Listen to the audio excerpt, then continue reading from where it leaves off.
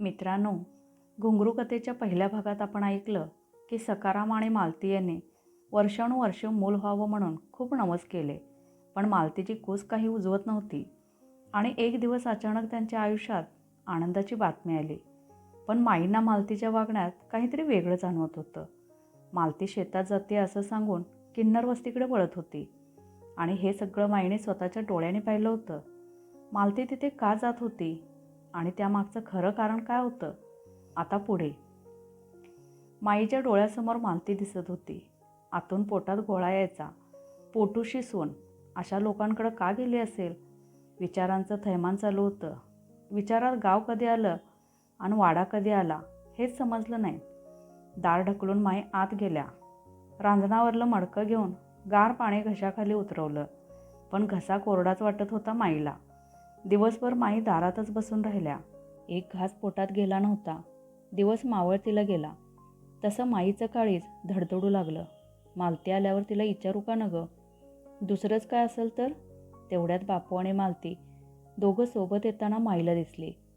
बापूकडे बघून त्यांना जास्तच काळजी वाटू लागली. मालती गेली होती हे बापूला माहीत असेल का? मालतीनं दारात येताच विचारलं. अहो माई, दारात कशा पाय बसलात? गारटा सुटलाय. माईने मालूकडे बघितलं. माईच्या नजरेत आज वेगळंच काहीतरी आहे हे मालतीला ओळखायला वेळ लागला नाही. मालतीने लगेच विचारले, माई काय झालं? दुखतंय का काय? असं तिन्ही सांजेला आज दारात बसलाय, काय झालंय? माईने नुसतीच नकारात्मक मान डोलवली आणि उठून वाड्याच्या ढाळजात जाऊन बसल्या. बापू हातपाय धुवून माईजवळ येऊन बसले. काय माई, रानात काय बी खरं नाही बघ. हिरीतलं पाणी आटत चाललंय. जवाऱ्या भिजवणीतच पाणी आटलं बघ. पण माई, बापूच्या सांगण्याला काहीच प्रत्युत्तर देत नव्हत्या. तोपर्यंत मालती दोघांचा चहा घेऊन आली. माई म्हणाल्या, मला नगं चहा. अगं माई घे की, गारव्याचं बरं वाटतं. माई म्हणाल्या, तुला नगं म्हटलेलं समजत नाही का? माई एवढ्या रागात कधीच बोलत नसत. मालतीला काहीच कळेना. मालती म्हणाली, का माई, माझं काय चुकलं का? माई रागात म्हणाल्या, नाही गं, माझंच चुकलं. असं म्हणून रागात परस्तरी जाऊन बसल्या. मनात असंख्य प्रश्न होते. विचारू कसं? हा एकच प्रश्न माईला सतावत होता. रात्रीच्या जेवणापर्यंत माई परस्तरी बसून होत्या. बापूला वाटलं बिनसला असेल सासू सोनेमध्ये काही. ते दोघीत कधी लक्ष देत नसत. बापू बाहेरून आल्यावर माईकडे गेले. का गं माई, असं काय म्हणाली मालू? मला नुसतं सांग तू, मी चांगलं कान उघडतो तिचं. त्यावर माई म्हणाल्या, नाही रे बापू, असं काय बी झालं नाही आमच्यात. अगं मग उदास का रागात आहेस? काय नाही. तेवढ्यात मालतीने हाक दिली, जेवण तयार आहे, चला दोघं बी जेवायला. घरात तिघेच असल्यामुळे सगळे सोबतच जेवत. मालतीने ताटं वाढून घेतली. माई आणि बापू जेवायला येऊन बसले. माईच्या घशाखाली घास उतरेना. बळेच अर्धी भाकरी खाऊन हात जोडले आणि ताटावरून उठल्या. तसं बापू मालतीला म्हणाले, काय गं मालू, आज माईचं आणि तुझं भांडण झालं का? त्यावर मालती म्हणाली, नाही व, असं काय बी झालं नाही. मी सकाळी शेतावर येताना तर चांगल्या होत्या. पुन्हा काय बिनसलं काय माहीत नाही. बापू म्हणाले, बरं, तू काय बी बोलू नगस. सकाळी मी बोलतो तिला. असं म्हणून सगळे झोपायला गेले. माईनं काही केलं झोप येईना. थोडा वेळ झाला आणि मनाशी विचार केला, मालती माझ्यापासून काय लपवणार नाही. बघते थोडे दिवस, मग हे नित्याचंच झालं. कामावरून मालतीने माळावर जाऊन मग पुढे जायचं आणि माईनं तिच्यावर लक्ष ठेवायचं. मालतीला 4था महिना लागला. पोट दिसू लागलं. एक दिवस माई म्हणाल्या, मालू, आता तरी नगच जाऊ शेतावर. पोट घेऊन चालत जायचं. दिवसभर मजुरांसंग काम करायचं. काय अडलं होय तुझ्या वाचून? मालती म्हणाली, तसं नाही माई, पर तेवढंच फिरून आल्यावर बरं वाटतं. आणि मी एकटी कुठं असते, हे असतात की सोबतीला दिवसभर. मालती ऐकणार नाही हे माईंना माहीत होतं. माई खुश पण होत्या. बऱ्याच वर्षाने घरात पाळणा हलणार म्हणून. आणि एकीकडे काळजीही होती की मालतीचं नेमकं काय चाललंय. मालतीला बघता बघता 7वा महिना लागला. माई म्हणाल्या, पहिलं पोर हाय, 7-9 राहिले. डोहाळ जेवण करायचं. अगोदर मालतीने नाही म्हणून आडेवेडे घेतले, पण नंतर तयार झाली. माईने ब्राह्मणाकडून मुहूर्त काढून आणला. चांगली वेळ बघून कार्यक्रमाची तयारी सुरू केली. मालतीच्या माहेरच्यांना माईनं आमंत्रण दिलं. शेजारच्या बायकांना सांगितलं. मालतीला म्हणाल्या, अजून कोणी राहिलं असेल तर ध्यानात आणून सांग बाई. तेवढ्यात मालती म्हणाली, माई, आपल्या शेताच्या वाटावर जाताना माळ हाय. तिथलं काही लोक माझ्या ओळखीची झाली आहेत. बोलवू का त्यांना?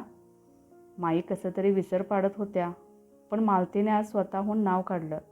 तसं माईच्या अंगावर शहारे उभे राहिले. घाम फुटला, पण जवळ बापू असल्यामुळे काहीच बोलल्या नाहीत. मान हलवून हो बोलव असं सांगितलं. पुन्हा माईचे विचारचक्र चालू झालं. आता काय करू म्या? ती लोक घरी आली आणि काय बरं वाईट झालं तर? तोपर्यंत मालती शेताच्या वाटेवर गेलीसुद्धा होती. त्या दिवशी बापूने माईकडे बघून चिंतेचं कारण विचारलं. का गं माई, कसला विचार करतेस? माई न राहून बापूला म्हणाल्या, बापू, तुझी बायको काय बी ऐकत नाही बघ. बापू म्हणाले, अगं आता काय झालं? अरे बापू, झालं काय बी नाही, पर ते आपल्या शेताच्या वाटेवर किन्नरांची वस्ती आहे ना? हां हाय की. मालती त्या किन्नरासने डोहाळ जेवणाचं सांगाय गेली बघ. ती लोक लय वंगाळ आहेत, चेटूक भाणामाती करतात. त्यावर बापू म्हणाले, अगं माई, असं काय बी नसतं. आणि तूच म्हणालीस ना मालूचं सगळं लाड पुरवायचं, मग आता काय झालं? अरे पर असली लोक चांगल्या वेळेला असतात का कुठं?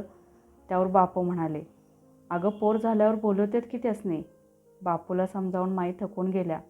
काहीच फरक पडला नाही. मालती माळावरून सांगून परत आली. ती खूप आनंदात दिसत होती. तिच्या चेहऱ्यावरचं तेज बघून बापू म्हणाले, बघ माई, तू उगाच काळजी करत होतीस. बघ मालू किती खुश आहे. पर तुझं आपलं काय बी असतं. बापू बाहेर निघून गेले. मालती तयारीला लागली. मुहूर्ताचा दिवस उजाडला. सकाळपासूनच घाई गडबड चालू होती. सगळं सजवण्यात शेजारच्या बायका मदतीला बोलवल्या होत्या. थोड्याच वेळात दारातून जोरजोरात बोलल्याचा आवाज येऊ लागला. माई कोण बोलत आहे हे बघायला दाराकडे गेल्या. दारात भरजरी चमकणाऱ्या कपड्यात 6-7 किन्नर होते. हसतच आत आले. टाळ्यांचा आवाज जोरात करत मालतीला हाका मारू लागले. माई त्यांना काही बोलण्याच्या आतच त्यांच्यातील एक जण माईच्या हाताला धरून म्हणाला, अगं ये माई, कसल्या काळजीत आहे तू? सगळं नीट होणार. तू काळजी करती? तुझी सून लई गुन्हे आहे बघ, लाखात एक. माईनं मानेनच हो म्हटलं. सगळे वाड्यात आले. त्यांना पाहून मालतीला खूप आनंद झाला होता. तिने त्या सगळ्यांची बसण्या खाण्याची व्यवस्था केली. बापू बाहेरून आले. त्यांना बघताच त्यातील काही जण ताडकन उभे राहिले. तसं बापू म्हणाले, काय झालं? बसा की सारे. म्या काय वाघ आहे होय मला बघून उठलासा? तुम्ही आमचा अतिथी, मग असं उभं का? ते सगळे बापूकडे एकटक बघत होते. त्यातील एकाने इशारा केला आणि सगळे खाली बसले. थोड्या वेळात ओटी भरण्याचा कार्यक्रम चालू झाला. शेजारच्या बायकांनी मालतीची ओटी भरली. सगळ्यांचं झाल्यावर किन्नरला मालती म्हणाले, तुम्ही नाही होय भरणार ओटी? त्यावर माई रागात म्हणाल्या, काय ग माले, ते न बाप्या न बाय आणि त्यासनी वटी भराय सांगतेस होय? त्यावर मालती म्हणाली, माई तसं नाही, पण आपण आशीर्वाद घेतो का नाही त्यांचा? मग आता बी आशीर्वाद म्हणूनच वटी भरून द्या की. माई गप्प राहिल्या. सगळे किन्नर एकापाठोपाठ एक असं ओटी भरत होते. प्रत्येकाने काही ना काही आणलं होतं. सगळ्यांचं झाल्यावर त्यांनी ओटीत घातलेलं लुगडं मालतीने काढलं आणि आतल्या घरात गेली. अंगावरचं लुगडं फेडून ओटीतलं लुगडं नेसली. अंगावरचं लुगडं आणि सगळं ओटीचं सामान घेऊन बाहेर आले आणि सगळं किन्नरांच्या हवाले केलं. त्यावर माई म्हणाल्या, अगं मालू, असं सकोणाचं आलेलं कुणाला देत नसत्यात. तेव्हा मालती म्हणाली, अहो माई, हे कोणी बी नाहीत, जवळचीच आहे ती. आणि हसून मालतीने सगळं त्यांना देऊन टाकलं.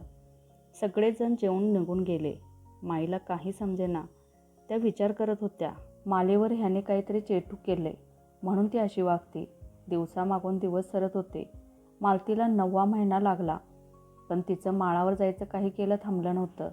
भरली सून अशी कुणाकडे का जाते हे माईंना खूप वेळा विचारावंसं वाटलं, पण खूप दिवसाने घरात पाळणा हलणार म्हणून उगीच अपशकून नको, त्यासाठी माई काहीही बोलत नसत.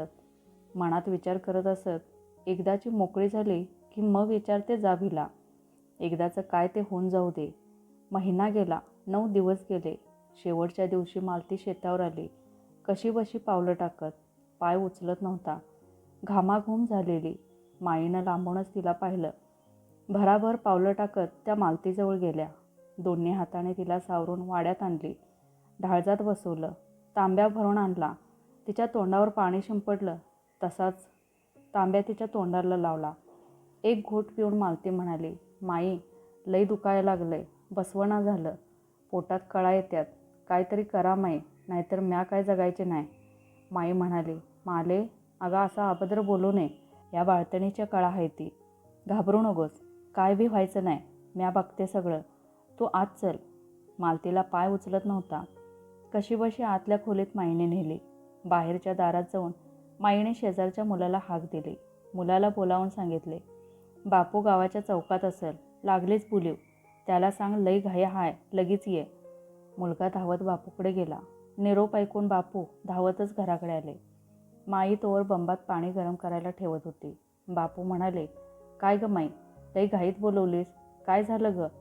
त्यावर माई म्हणाल्या, अरे बापू, मालतीला कळा येऊ लागल्यात, बाळंत व्हायची येळ जवळ आली बघ, पर तू आत्ताच जाऊन शेजारच्या गावातून वैद्याला घेऊन ये, म्हणजे काय विपरीत नग घडाया. बापू, होय माई, म्हणून लगेच निघाले. आतून मालतीचा विवळण्याचा आवाज येत होता. माई तिच्याजवळ जाऊन बसल्या. मालतीला घाम फुटला होता. त्यात ती म्हणत होती, माई, म्या काय जगत नाही आता. माई आतून घाबरून गेल्या होत्या, तरी पण त्या मालतीला धीर देत होत्या. त्यात तासभर निघून गेला. मग मालती म्हणाली, माई, मला आता सहन होत नाही, तुम्ही काहीतरी करा. माई, म्या जगते का मरते ठावं नाही, म्या सांगते ते करता का? माई म्हणाल्या, होय करते, तू सांग, म्या लागलेच करते. मालती म्हणते, मग ऐका माई, तुम्ही माळावर जा आणि तिथल्या लोकांना जाऊन माझा निरोप द्या. त्यांना म्हणा, माझं दुखतंय, लागलीच या. माई ओरडून म्हणाल्या, माले, ह्या येळेला बी तुला असला आठवते होय ग, काय येळ काळ हाय का नाही? त्यावर मालती म्हणते, माई, मला जित्त बघायचं असलं तर लागलीच जाऊन त्यांना बोलवून आणा. माईचा नाईलाज होता. त्या म्हणाल्या, माले, म्या गेले तर तुझ्यापाशी कुणी बी नाही, बापू आल्यावर जाते म्या. पण मालती ऐकत नव्हती. माई, तुम्ही जाता का म्याच निघू असंच? माई गप्प निघाल्या. दुसरा पर्याय नव्हता. वेळ अडचणीची होती. माई शेताच्या वाटेने निघाल्या. मालतीच्या काळजीत पावलं आपोआप झपाट्याने पडत होती. एकदाचे पोचल्या सटवाईच्या माळावर. रणरणत्या उन्हात कुणीच दिसेना. थोडं खालच्या अंगाला उतरून पाहिलं. तिथून आवाज येत होता, कुणी असल्याचा. माईनं दुरूनच आवाज दिला, हाय का कुणी? म्या माई, मालतीची सासू, कोणी असेल तर आव द्या. छावणीसारखं घर होतं. त्यातून 5-6 जण बाहेर आले. त्यांनी माईंना ओळखलं. या की माई, आज इकडं कसं वाट चुकलासा? या आमच्या गरिबाच्या झोपडीत. माई म्हणाल्या, नग, मालतीला कळा येतात, तिनं तुम्हाला बोलवायला सांगितलं. म्या नाही म्हटलं तरी ते ऐकणं झाले. त्यातील सगळे एकमेकांकडे पाहू लागले. माई म्हणाल्या, येतायसा नव्ह? हां, येतोय की. काय येणार नाही? मालूसाठी आम्ही कुठं बी येऊ. सगळे आत गेले. 5 मिनटं झाले असतील. 3 जण बाहेर आले. माईंना म्हणाले, आम्ही सोबत येतो, मागणं बाकीचे येतील. सारे संघ असल्यावर गावात लोक काय बाय म्हणत्याल. वाड्याच्या मागल्या दारानं येतील बाकीची. माई किन्नरांसोबत वाड्यावर आल्या. तोपर्यंत मालती तळमळत होती. एक जणाने पंपातील पाणी गरम झाले का ते बघितलं. पाणी बादलीत काढलं. आत 2 जण मालतीला सावरत होते. तेवढ्यात परसदारातून आवाज आला, आम्ही आलोत, यावं का आत? आतल्या दोघांनी फटकन आवाज दिला, थांबा तिकडंच. तेवढ्यात माई म्हणाल्या, का, काय झालं? येऊ द्यायचं की त्यासने आत?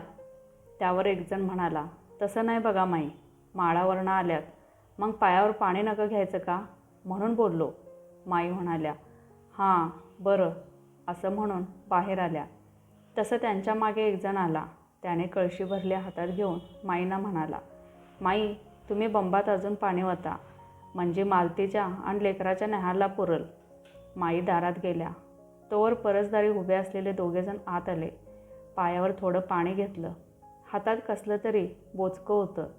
खूप सांभाळत होते. माई आत येण्या अगोदरच सगळे आत मालतीजवळ गेले होते. माई आत जाणार तोवर लेकराचा रडण्याचा आवाज आला. एक जण म्हणाला, देवी आई पावली, मालू सुखासुखी बाळंत झाली. लेकराच्या रडण्याच्या आवाजानं माई लुगडं सावरत आत गेल्या. मालती वाकडावर झोपली होती. एका किन्नरकड लेकरू होतं. त्यानं लेकराला कपड्यात गुंडाळून माईकडं हात पुढे केला. माई घ्या की. माईच्या चेहऱ्यावर हसू होतं. हात पुढं केलं लेकराला घ्यायला. घेताना विचारलं, काय झालं? मालती पडूनच माईकडे बघत होती. माईच्या विचारण्यावर तिनेच उत्तर दिलं, माई, नात झाली तुम्हाला. देवी आई पावली आपल्याला. माई खूप खुश होत्या. सगळे किन्नर मालतीचा निरोप घेऊन निघाले. तेव्हा माई म्हणाल्या, नका जाऊ, थांबा थोडं. तुमच्या हाताला यश आलंय. असं नका जाऊ, बापू येईल एवढ्यात, मग जा. नाही माई, आमचं काम झालं. मालू बी ठीक आहे, येऊ की पुन्हा कवा तरी. माई जवळच्या पोरीच्या डोक्यावरून हात फिरवत माया काढून कडाकडा बोटांचा आवाज केला आणि म्हणला, माई, अक्षी रत्नावाने नाथ आहे बघा. असं म्हणून सगळे भराभर निघून गेले. माई लेकराला घेऊन मालतीजवळ गेल्या. मालतीला म्हणाल्या, पांग फिरलंच वाड्याचं माले. पोरगी दिलीस, माझ्या बापूच्या कोळाला लक्ष्मी दिलीस. आज लय आनंदात आहे बघ. चल, हिला तुझ्याजवळ घे. म्या पाणी काढते, न्हाऊ घालायचं दोघीला. माईच्या चेहऱ्यावरचं तेज बघून मालती खूप आनंदी झाली. पाणी काढेपर्यंत बापू वैद्याला घेऊन आले. बापूला पाहून माया आनंदात म्हणाल्या, बापू, मालू बाळतीन झाली, तू बाप झालास. रत्नावाने पोर झाली तुला. बापूला पण आनंद झाला. वैद्याला घेऊन माई मालतीकडे गेल्या. वैद्याने मालतीची विचारपूस करून काही काळे बाटलीत भरून दिले.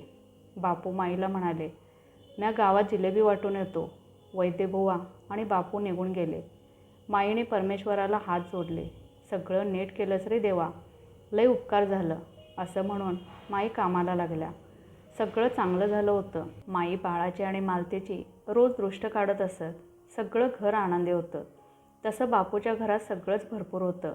जमीन जुमला, वाडा, नोकर चाकर. कमी होती ती लेकराची. ती पण देवानं आता भरून काढली. दिवस जात होते. बाळ बाळंतिणीची 5वी 7वी झाली. 12व्या दिवशी मालू म्हणाली, माई, म्या त्या दिवशी माळावरल्या लोकांना बोलवायला सांगितलं होतं, तेव्हा तुम्ही लय रागात होता. माझं चुकलंच माई. तसं माई म्हणाल्या, नाही गं मालू, तुझं काय बी चुकलं नाही. म्याच त्यांना चुकीचं समजलं होतं. त्या दिवशी आले तेव्हा मला लय आधार झाला बघ त्यांचा. नाहीतर मला म्हातारीला काय बी जमलं नसतं बघ. मालू, इशे काढलाच आहे तर एक विचारू का? मालती म्हणाली, होय विचारा की. काय विचारायचं आहे ते विचारा. मालू, तू लई दिस झालं त्या लोकांकडे जातेस. तुला दिस गेलं तेव्हापासून म्या बघते. अक्षी, तू बाळंतीण व्हईस्तवर जात होतीस आणि शेवटाला बी त्यासनी बोलवलीस. काय कारण आहे का असं? गावातली कोणी त्यांच्या वस्तीकडे फिरकत नाहीत, पण तू रोज जात होतीस. म्या लईदा विचारेन म्हटलं, पण तुला नाही आवडायचं म्हणून नाही विचारलं. तसं बी तुझ्यावर माझा विश्वास आहे. तू काय बी वंगाळ नाही करायची. त्यावर मालती म्हणाली, होय माई, तुम्ही म्हणता ते खरं आहे. म्या रोज जायची वस्तीवर. मला आवडतं त्यांच्यासंग बोलाया. आणि माई, मनानं लई चांगली आहे ती सगळी. त्यावर माई म्हणाल्या, होय, तुझं बराबर आहे. पण तू का जात होतीस? तुझी आणि त्यांची ओळख कशी? तुला भ्या नाही वाटलं? एवढ्या प्रश्नाला मालतीनं एकच उत्तर दिलं, माई, ती बी माणसंच आहे ती. आणि का जात होती हे आता सांगायची येळ नाही. तुमचा विश्वास आहे ना माझ्यावर, तर मग येळ आल्यावर मी स्वतःहून सांगन. मालतीच्या बोलण्याने माई निरुत्तर झाल्या. सगळं कसं घरातलं वातावरण छान आनंदी होतं. माई बापू खुश होते. बाळंत होऊन 1.25 महिना झाला. माई म्हणाल्या, मुहूर्त बघून लेकराचं जावळ काढू आणि बारसबी घालून टाकू लगेच. माईचं बोलणं बापू आणि मालतीला पण पटलं. बारशाची तयारी झाली. पै पाहुणे गोळा झाले. नवसानं झालेलं बाळ, मग त्याच्या कौतुकाला काही कमी नव्हती. बारसं झालं. नाव काय ठेवायचं चर्चा सुरू झाली बायांची. आणि माईंना किन्नरचा शब्द आठवला. माई लगेच म्हणाल्या, पोर रत्नावाने हाय, नाव बी तसंच असाय पाहिजे. माझ्या नातीचं नाव रत्नमाला ठेवायचं. सगळ्यांना हे नाव आवडलं आणि मग काय, बाळाचे कान फुंकून नाव ठेवण्यात आले, रत्नमाला. तर मित्रांनो, इथेच घुंगरू कथेचा दुसरा भाग संपतो. माईंना आता मालतीबद्दल अनेक शंका येऊ लागल्या होत्या. सटवाईच्या माळावर नेमकं काय घडलं होतं आणि त्या रहस्याचा मालतीच्या आयुष्याशी काय संबंध होता? या सगळ्या प्रश्नांची उत्तरं मिळतील घुंगरू भाग 3मध्ये. तोपर्यंत कथा तुम्हाला कशी वाटली ते नक्की कमेंट करून सांगा. व्हिडिओ आवडला असेल तर लाईक आणि शेअर करा आणि पुढचा भाग चुकवू नका. त्यासाठी चॅनेलला नक्की सबस्क्राईब करा. धन्यवाद.